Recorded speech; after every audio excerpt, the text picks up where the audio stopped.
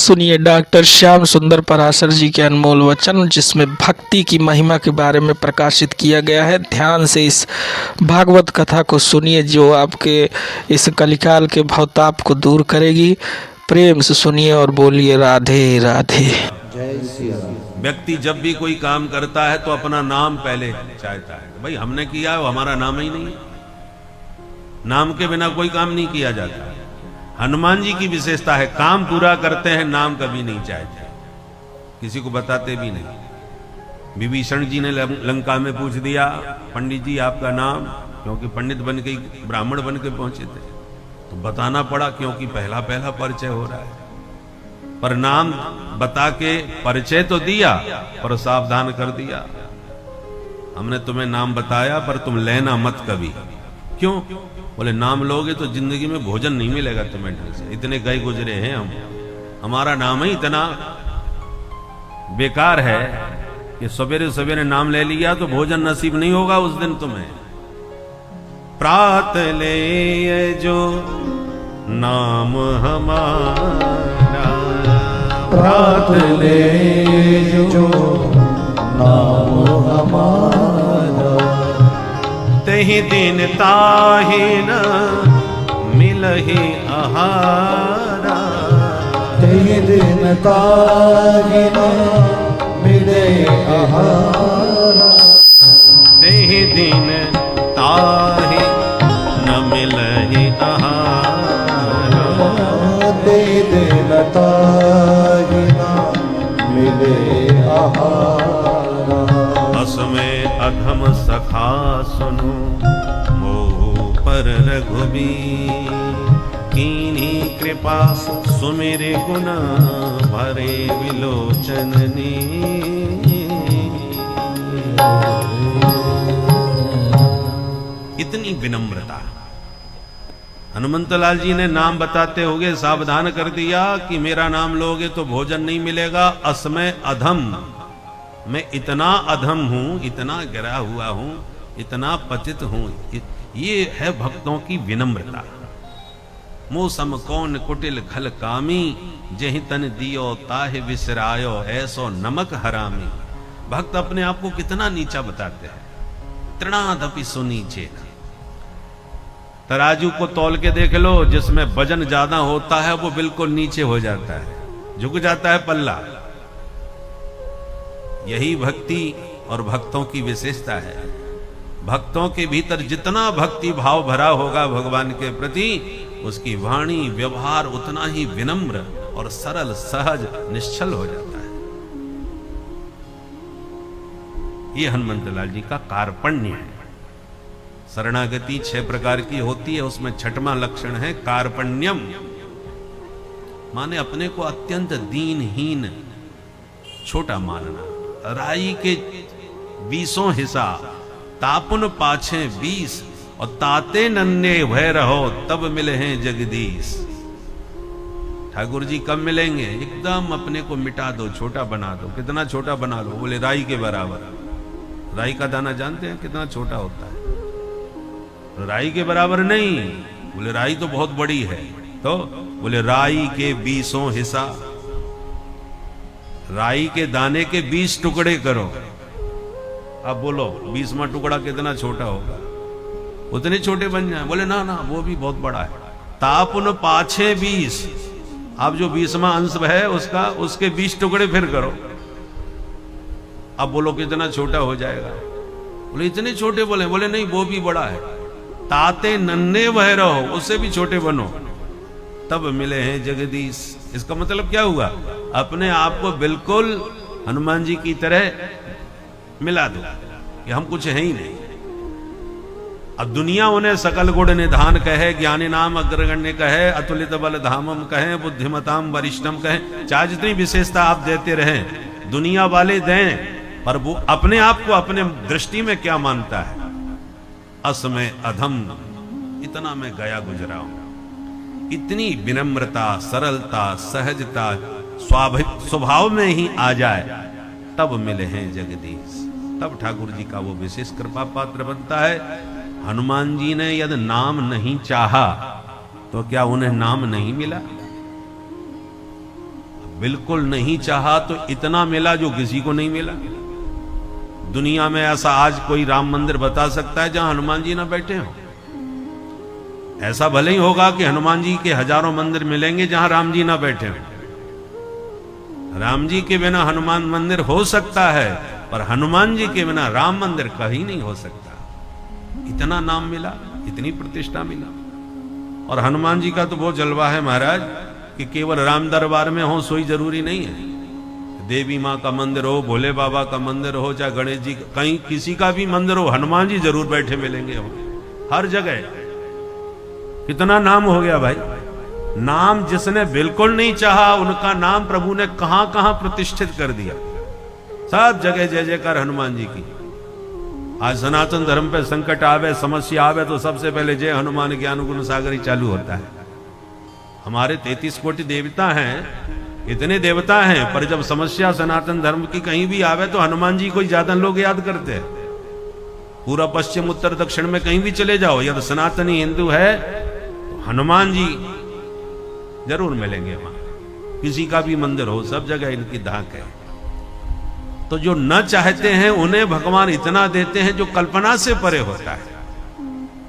हम लोगों की मानसिकता संकीर्ण होती है कि हम मांगेंगे नहीं तो फिर भजन पूजन से फायदा क्या, कुछ मिलेगा ही नहीं। जीवन भर भजन करें और मिले कुछ नहीं तो क्या फायदा भजन का। हम पहले मांगने की लिस्ट बना लेते हैं और पराया देवता ही वही पकड़ते हैं जिससे कुछ मिले। राम जी से, कृष्ण जी से, देवी मैया से किसी से नहीं मिलता तो बोले आजकल वो साईं बाबा बहुत जल्दी देते हैं या शनिश्चर महाराज बहुत जल्दी देते हैं। तो हमें तो मांगने से मतलब है, चाहे शनिश्चर से मिल जाए चाहे साईं बाबा से मिल जाए, जहां से जल्दी मिले हम तो वो दरबार पकड़ते हैं। क्योंकि मिलने की लिस्ट हमारी बहुत लंबी होती है। पहले मिले, कुछ फायदा हो तो करे। परंतु याद रखिए, जो भगवान से कुछ नहीं चाहते ऐसे भक्तों को निरपेक्ष कहते हैं। निरपेक्ष माने कोई अपेक्षा भगवान से भी नहीं रखते। और जो भगवान से भी कोई अपेक्षा नहीं रखते, फिर भगवान उन्हें इतना देते हैं जिसकी हम लोग कल्पना नहीं कर सकते। ऐसा नहीं है कि देते नहीं है। एक बात बताओ, गांव का बिल्कुल अशिक्षित ग्वारिया किसान, यदि उस पर सम्राट प्रसन्न हो जाए, चक्रवर्ती सम्राट, और उस अकिंचन गरीब गांव के किसान को दरबार में बुला के कहें, हम तुम्हारी सेवा भक्ति परिश्रम से बहुत प्रसन्न हैं, आज मांगो क्या चाहते हो। तो जिसने कभी शहर देखा नहीं, गाड़ी घोड़े कभी देखे नहीं, वो गांव से बाहर कभी निकला नहीं, वो बेचारा ग्वाला मांगेगा तो क्या मांगेगा? बढ़िया बैलगाड़ी मांग लेगा, 2-4 बीघा जमीन मांग लेगा। इससे ज्यादा उसके मांगने की क्षमता नहीं है, सोच नहीं सकता। और वो सम्राट के ऊपर छोड़ दे कि महाराज हमको कुछ नहीं चाहिए, आप जो देना चाहें प्रसाद रूप में ले लेंगे। तो सम्राट जो देगा वो अपनी सोच और समझ के अनुसार देगा। आप मांगेंगे तो आप अपनी सोच और समझ के अनुसार मांगेंगे। इसलिए ठाकुर जी से मांगने वाले ज्यादा घाटे में रहते हैं, और जो कभी कुछ नहीं मांगते ठाकुर जी पर ही छोड़ देते हैं, तो फिर ठाकुर जी जो देते हैं वो कल्पनातीत होता है।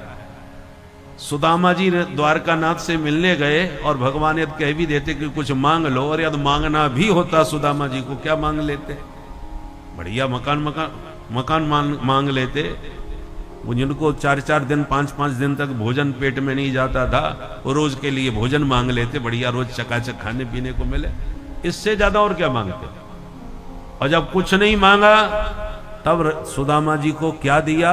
बोले जैसी अपनी द्वारकापुरी थी वैसी उनके नाम की सुदामापुरी बना दी, अपने समान ऐश्वर्य प्रदान कर दिया। सुदामा जी की कल्पना से हजारों दूर की बात। इसलिए भगवान पर छोड़ देते हैं, भगवान से ज्यादा नहीं मांगना चाहिए।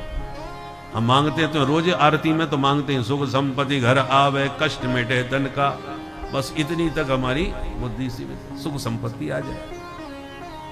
परंतु वास्तविकता यह है, जो निरपेक्ष होते हैं, जो भगवान से कभी कुछ नहीं चाहते, भगवान उन भक्तों को स्वयं को दे डालते हैं, अपने आप को दे डालते हैं। तुम जगत मांगते हो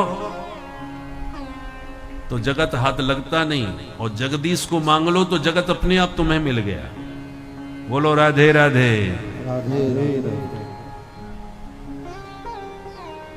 पुराने जमाने में दोना पत्तल में भोजन होता था। दोना पत्तल में भंडारे होते थे, उसी में लोग पाते थे, परोसते। तो जो हमारे बुंदेलखंड में एक बड़ा दोना होता है और एक छोटा। तो बड़ा दोने को तो दोना कहते हैं, और जो छोटा होता है उसको दुनिया कहते हैं, छोटी दुनिया, और वो दोना। दोना और दुनिया बोलते हैं। अब कई दुकानों के रसगुल्ले बड़े फेमस होते हैं, इधर भी है पास में रसगुल्ला वाले। अब रसगुल्ला वो, अब उसके लिए बहुत बड़ा दोना देने की जरूरत नहीं है। आपको एक रसगुल्ला चाहिए तो गर्मा गर्म छोटी सी दुनिया में ले लीजिए।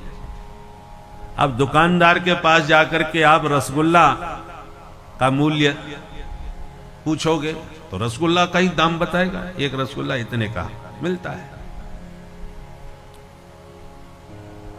और रसगुल्ला जब आप खरीदोगे तो वो जो छोटी सी दुनिया है वो भी पैसे से आती है, पर वो फ्री में मिल जाती है। उसको, उसका मूल्य अलग से आपको देना नहीं पड़ेगा। यदि डायरेक्ट आप उससे मांगोगे कि भैया हमें रसगुल्ला की तो जरूरत नहीं, पर ये दुनिया आपकी बहुत बढ़िया लग रही है, इसे जरा दे दो हमें, तो वो छोटी सी दुनिया का क्या तो आपसे मूल्य लेगा, और मांगने पर भी देगा नहीं। बोले साहब ये तो हमने अपने उपयोग के लिए रखी है, आपको ऐसे नहीं देंगे, आप और कहीं से खरीदो। ये तो हमने अपने लिए खरीदी है, लोगों को रसगुल्ला देने के लिए। तो रसगुल्ला मांगोगे, खरीदोगे, दुनिया फ्री में मिलेगी। केवल सीधा दुनिया लोगे तो वो न दुनिया देगा, और उसे आपका और देगा भी तो आपसे क्या मूल्य लेगा, उससे क्या मूल्य लेगा एक दुनिया का। तो ना वो मूल्य लेता है, ना आपको दुनिया देता है। दुनिया मिलेगी तो रसगुल्ला के साथ ही मिलेगी। बोलो राधे राधे। राधे राधे। तो भगवान रस स्वरूप है, रसो वैसा। रसरूप परमात्मा का मूल्य लगाओ, उनको खरीदने की कोशिश करो। जैसे मीरा जी ने खरीदा, मैंने लीनो गोविंदा मोल, मैंने गोविंद को मोल खरीद लिया। जब उस रस स्वरूप परमात्मा को, रसगुल्ला को खरीदोगे तो ये सारी दुनिया आपको फ्री में मिल जाएगी। इसका आपको अलग से दाम देने की आवश्यकता नहीं है।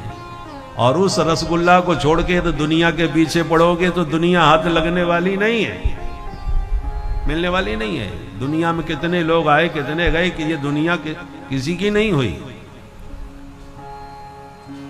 गाय खरीदने जाते हो तो क्या पूछते हो ये गोबर कितना देती है, मूत्र कितना देती है? कोई नहीं पूछता, और पूछेगा तो मूर्ख सिद्ध होगा। अरे गाय है तो गोबर तो देगी ही देगी, पूछना क्या? पूछना है तो दूध के बारे में पूछो, दूध कितना देती है। दूध के बारे में तो पूछते हैं कितना दूध देती है और इसकी दूध की क्वालिटी क्या है।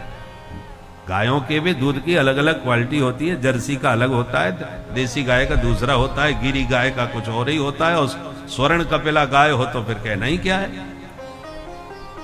तो गाय गाय के दूध में अंतर होता है। तो पूछा जाए तो दूध के बारे में पूछा जाए, गोबर के बारे में क्या।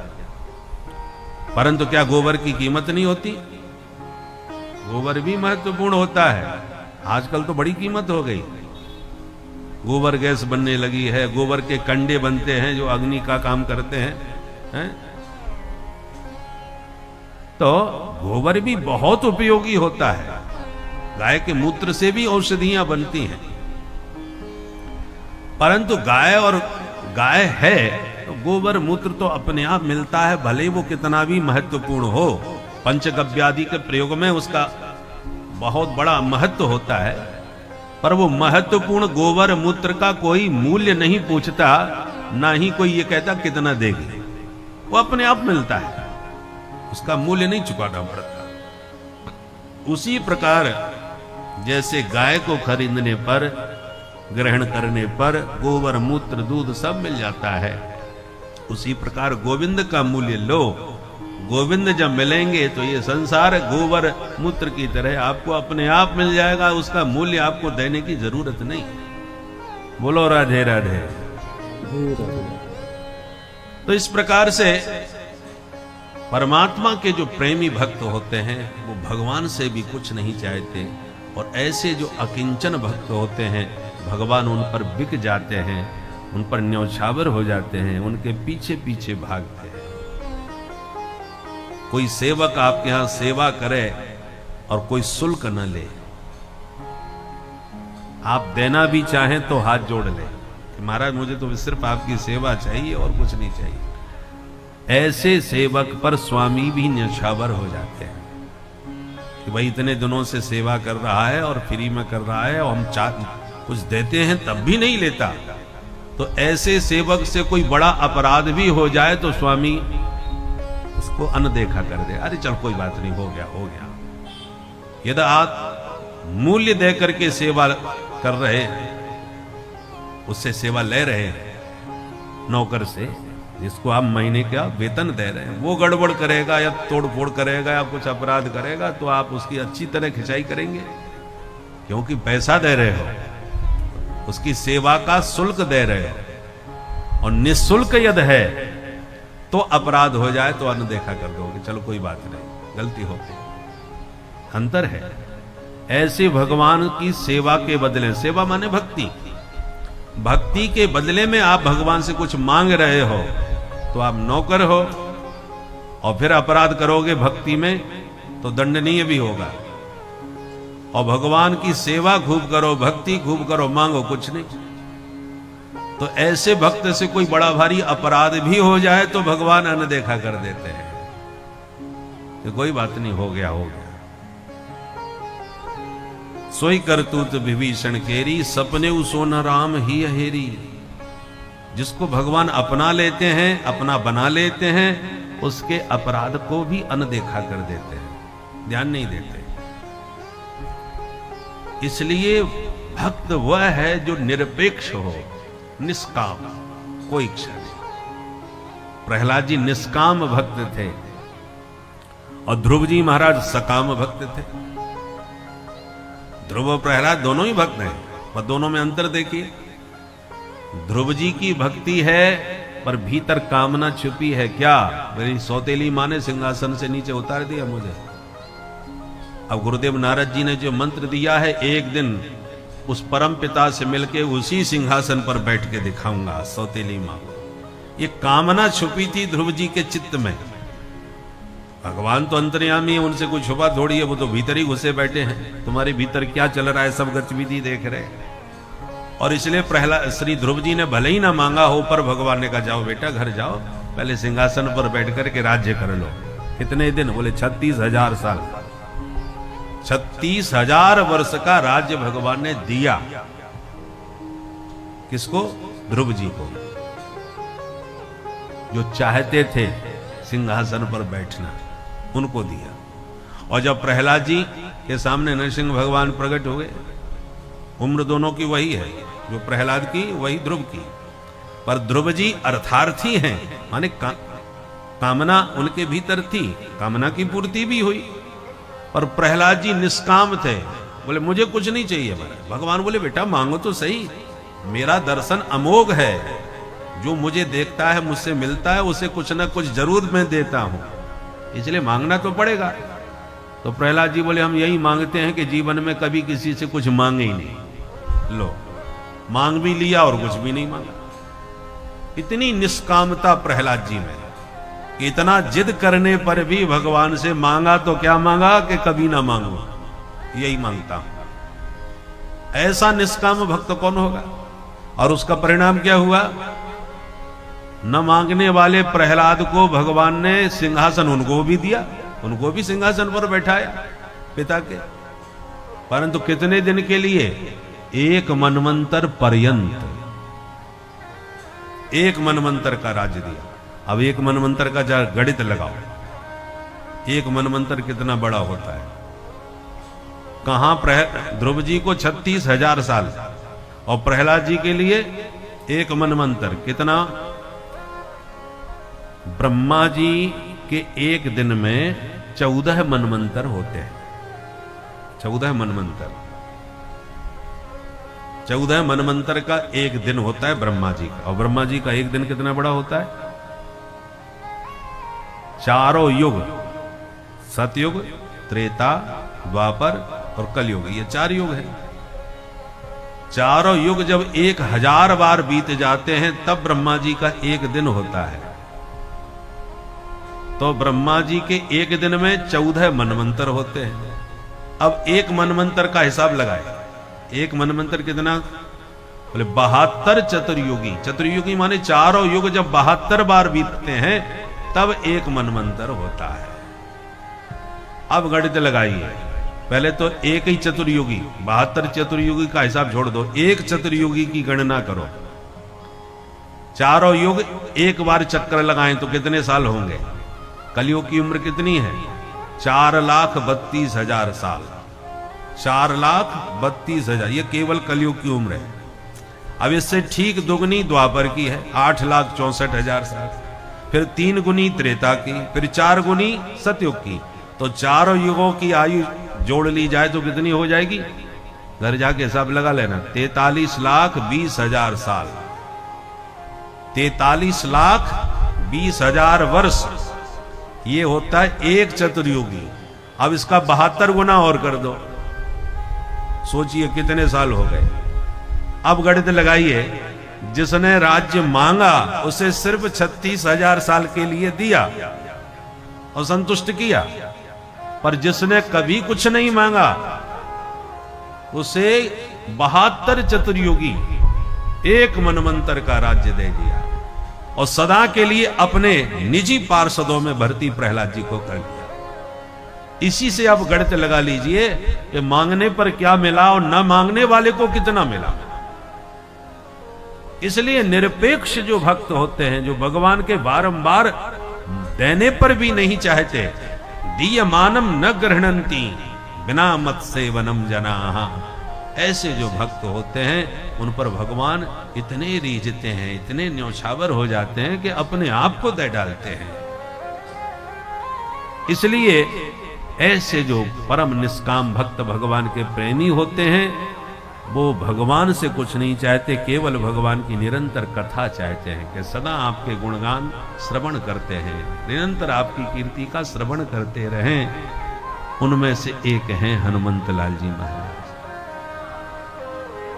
और इसलिए हनुमान जी ने राम जी को इस निष्काम भक्ति के बल पर अपने ही बस में कर लिया। सुमिरे पवन सुत पावन नामो, सुमिरे पवन सुत पावन नामो, सुमिरे पवन सुत पावन नामो, सुमिरे पवन सुत पावन नामो, अपने बस करी राखे राम, अपने बस करी राखे राम, अपने बस करी राखे राम, अपने बस करी राखे राम, राखे राम, राखे राम। भगवान का निरंतर सुमिरन करते हैं, चाहते कुछ नहीं। इसलिए भगवान ने हनुमान जी की प्रतिष्ठा भी की है जन जन में और अपने आप को बस में कर दिया उनके, हैं? अपने बस कर राखे राम। तो ये है कथा श्रवण की कुशलता का चमत्कार।